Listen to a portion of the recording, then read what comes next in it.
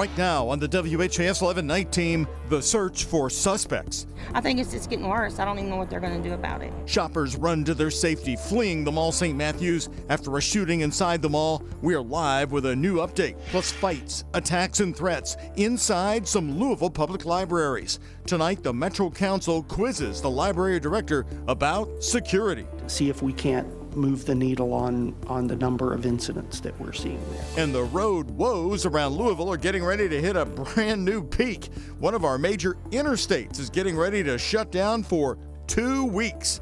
On the WHAS 11 night team right now.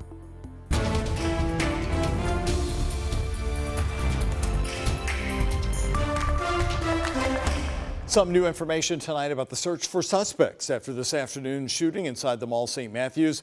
Hello, everybody, and thanks for joining us tonight. I'm Doug Proffitt. Right now, St. Matthews police say they are searching for more than one suspect. After two groups got into some kind of altercation inside the mall, shoppers fled the building after the shooting. WHAS 11 night team's Connor Steffen is live right now outside the mall St. Matthews, where we are hearing from the chief and those who ran for safety. Connor? Doug, at this hour, officers are still looking for those involved in this incident. That's several suspects linked to the shooting taking place this afternoon. St. Matthews police tells us they have yet to make any arrests. The sounds of gunfire. It's just scary. I just hate it. It really is bad. Echoing inside Mall St. Matthews. The shooting actually took place, what we believe at this point, inside the mall. As dozens of shoppers rush toward the exit. I'm not sure exactly the numbers that came out. There was a large group from what I hear that was running out. There's a lot of people out here, I guess, that come out of Dillard's, but it's just scary. St. Matthews Police Chief Barry Wilkerson says officers responded to calls of an active shooter around 3:45 Wednesday afternoon. The incident turned out to be an isolated shooting, a fight between two separate groups which led to gunfire. It's sad. I mean, it can be anybody, and that's scary stuff. St. Matthews wants to emphasize that point. This was not an active shooting. I think this is a totally isolated situation, unfortunately, that took place inside the mall where others were. The shooting did land one in the hospital with an arm injury. At this time, law enforcement is still searching for several of the suspects. We're still sorting through video as much as we can to try to figure out who all's involved and get better descriptions of the. We have some vague sketches, but not enough I'd want to put out to the public right now. While the suspects remain at large, customers like Renetta Richard are counting their blessings. And I was like, oh my gosh, I was just getting ready to pull in it. I'm just scared all the time. I'm just scared. I really honestly a lot of times I'm just like, I don't even want to go places anymore because it really is scary. I mean, you can't go out to eat, you can't go out to shop. The threat is past, but trauma and worries linger. We have been in contact with St. Matthews Police all night. Right now they're pursuing any and all leads. If you have something you think could help them, feel free to call them at the St. Matthews online tip line. That's 893-9000, or access the online tip portal that is on their city government website. We're live here in St. Matthews. Connor Steffen, the WHAS 11 night team, on your side. Connor, thank you very much. Also happening today, JCPS says 5 students were hurt in a school bus crash this afternoon. 3 were taken to the hospital. School officials tell us bus number 1067 was carrying students from the W.E.B. Du Bois Academy and Male High School when it was hit from behind on the Waterston Expressway around Southern Parkway and 3rd. 34 students were on the bus. Of those, 5 students were evaluated for injuries. 3 of the 5 were taken to Norton Children's with minor injuries. The last day of school for JCPS is tomorrow. This afternoon, a Scott County Sheriff's deputy in southern Indiana was seriously injured in a crash that happened in Austin, Indiana. It happened on State Road 256 in Scott County while the deputy Kenneth Black was out on patrol. Scott County Sheriff Jerry Gooden says Deputy Black was flown by air ambulance to U of L Hospital for treatment. Sheriff Gooden tells us Deputy Black suffered several broken bones and may need surgery, but is expected to survive. The Austin City Police Department is investigating the crash. The man charged with killing 4-year-old Serenity McKinney has taken a plea deal. This means no one will go to trial for the little girl's murder. Family members say because of this, they feel they won't get true justice. It does not give me closure. I don't know what will give me closure at this point. I really don't. I've been looking for it. Dakota Hill and Serenity's mother, Catherine Abby McKinney, were charged in Serenity's death last year after the child was reported missing and later found dead. Kentucky State Police found her body in West Point, Kentucky in a suitcase filled with sand, according to the autopsy. Serenity's mother took a plea in the case earlier this year, agreeing to testify against her boyfriend. Today, that trial was canceled when Hill pleaded guilty. He's expected to be sentenced to 50 years in prison. While nothing can atone for the crime that was committed, we think 50 years is a just resolution of this case. I know I'm accepting the 50 years. Is that justice? Like I said, nothing will ever be justice. They could sentence him to 100 years. It will never be enough. Hill will be formally sentenced on July 6th.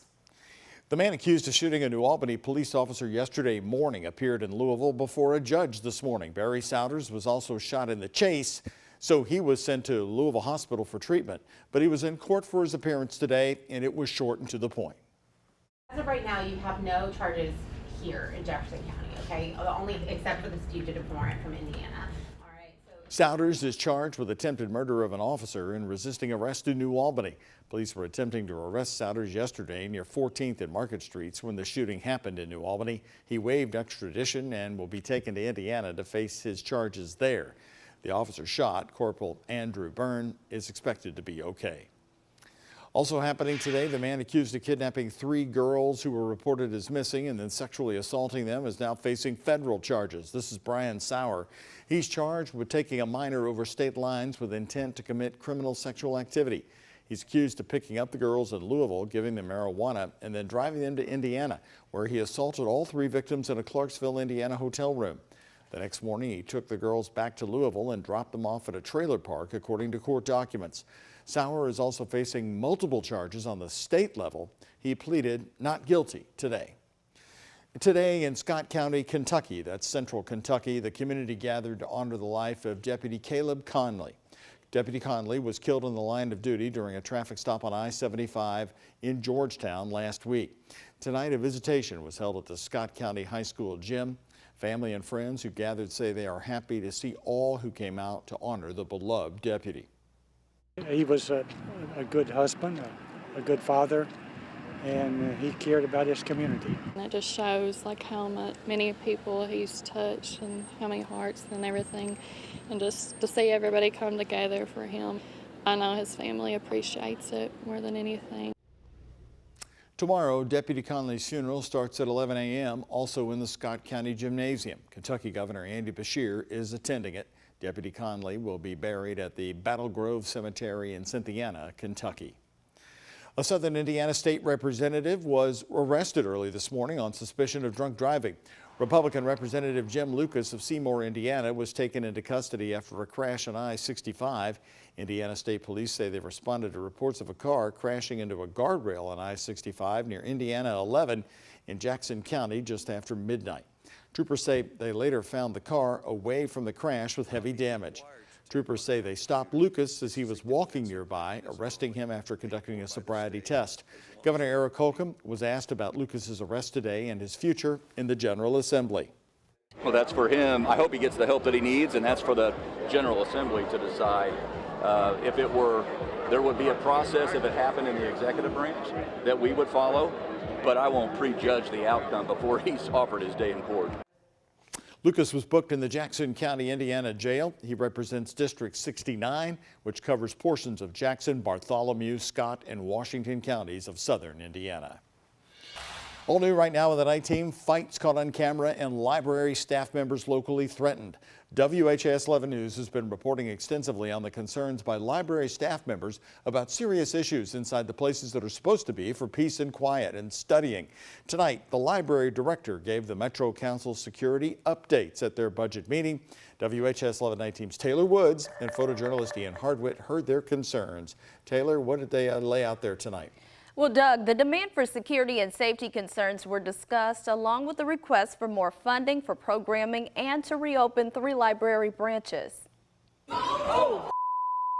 Fights, attacks, and threats. The scenes have been troubling for Louisville Free Public Library employees and those that visit libraries for quiet and study time. And now front and center with Metro Council, the director of the library system, Lee Birchfield. Do you have it in the plans to enhance security there so that the patrons will feel safe going and coming? The director quizzed about safety. Birchfield says they signed a contract with the new security vendor. So far, security cameras have been added to the 5 branches with specific cameras both inside and outside the Shawnee branch. LMPD has exterior cameras, and we now have interior cameras. Due to an increase in the number of incidents at Shawnee, an additional security guard was added at that branch. We had assigned a second security guard to Shawnee.